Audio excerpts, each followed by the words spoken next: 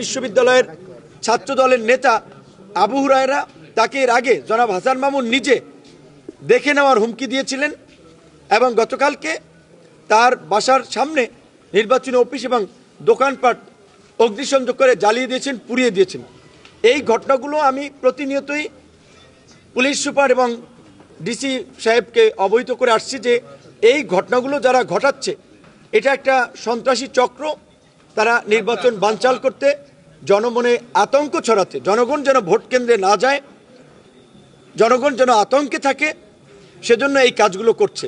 তো আমি ডিসি মহোদয় এবং এসপি মহোদয়কে জানিয়েছি এই ঘটনাগুলোতে যারা জড়িত এই দুর্বৃত্তদেরকে যদি গ্রেপ্তার করা না হয়, আইনের আওতায় না আনা হয়, তাহলে আমাদের পক্ষে নির্বাচন করা সম্ভব নয় এবং জনগণ একটা নিরাপত্তাহীনতা আছে, ভোটাররা একটা আশঙ্কার মধ্যে আছে। যেখানে পরাপর এই 5টি উল্লেখযোগ্য ঘটনা, একটি বাড়ি পুড়িয়ে দেওয়া, জ্বালিয়ে দেওয়া, একটি অফিস পুড়িয়ে দেওয়া, একজন নারীকে রেপ করে হত্যা করা এবং চরপোড়ানে আপনার অফিস ভাঙচুর করা, একজন মানুষকে কুপিয়ে আপনার আহত করা, এরকমের উল্লেখযোগ্য ঘটনা ঘটলেও এখন পর্যন্ত প্রশাসন যে ব্যবস্থা নিয়েছে সেটি সন্তোষজনক নয়।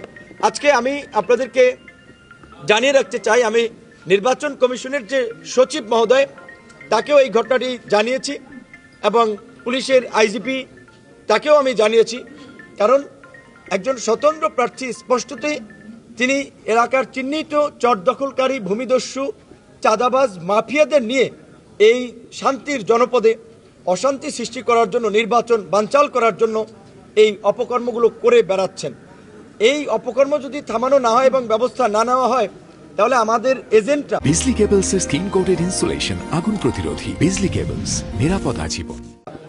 আমাদের ভোটাররা চরম একটা নিরাপত্তাহীনতার মধ্যে আছে।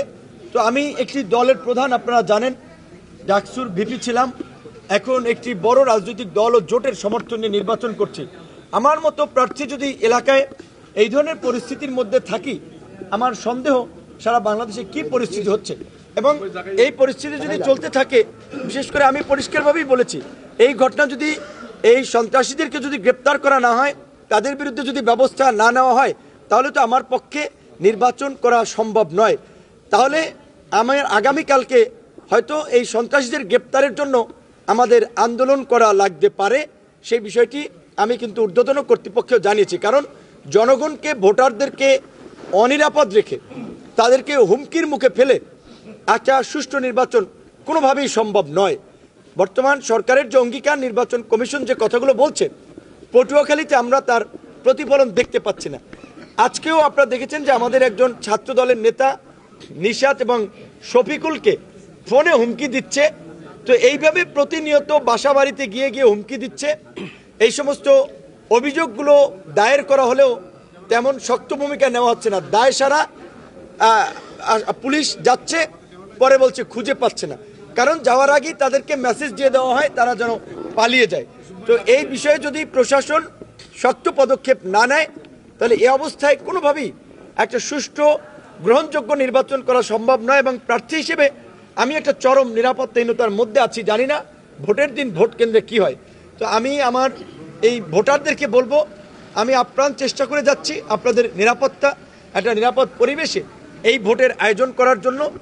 আশা করি প্রশাসন এই অভিযোগগুলো আমলে নিয়ে এই চিহ্নিত দুর্বৃত্ত সন্ত্রাসীদের বিরুদ্ধে ব্যবস্থা নেবেন। আপনারা সকাল 7টার মধ্যেই ভোট কেন্দ্রে যাবেন, ভোট কেন্দ্রে গিয়ে ভোট দিবেন এবং ভোট যদি কেউ প্রভাবিত করার চেষ্টা করে, কেন্দ্র দখলের চেষ্টা করে, কোনো প্রিজাইডিং পুলিং অফিসার যদি বিতর্কিত ভূমিকা নেয়, আপনারা প্রতিহত করবেন।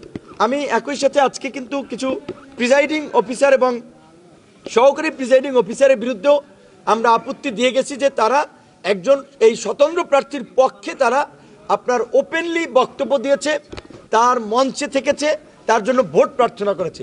এই ধরনের বিতর্কিত প্রিজাইডিং, সহকারী প্রিজাইডিং অফিসাররা যদি দায়িত্বে থাকে, তাহলে নির্বাচন প্রশ্নবিদ্ধ হবে এবং এই পটুয়াখালীর নির্বাচন যদি প্রশ্নবিদ্ধ হয়, তার দায়ভার প্রশাসনকে নিতে হবে। নির্বাচনের পরিবেশ যদি নষ্ট হয়, তার দায়ভার প্রশাসনকেই নিতে হবে এবং এই পরিস্থিতি যদি উত্তরণ না হয়, এই অবস্থায় কোনোভাবেই আমাদের নির্বাচন করা সম্ভব নয়।